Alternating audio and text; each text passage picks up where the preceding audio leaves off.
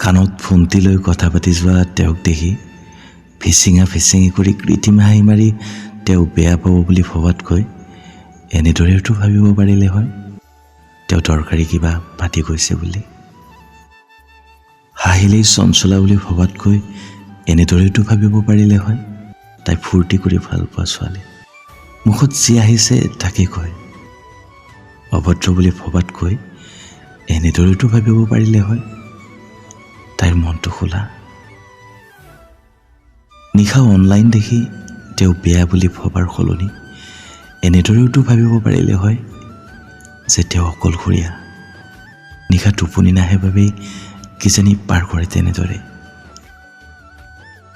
টোপনি নাহে বুলি ক'লেই তেওঁ প্ৰেমত পৰিছে ভবাৰ সলনি এনেদৰেওতো ভাবিব পাৰিলে হয় তেওঁৰ টোপনি নহাৰ কাৰণ অন্য কোনো সমস্যা। প্ৰেমত পৰিলেই বেয়া বুলি চাৰ্টিফিকেট দিয়াতকৈ এনেদৰেওতো বুজাব পাৰিলে হয় যে প্ৰেমৰ লগতে পঢ়াটো মনোযোগ দিবি।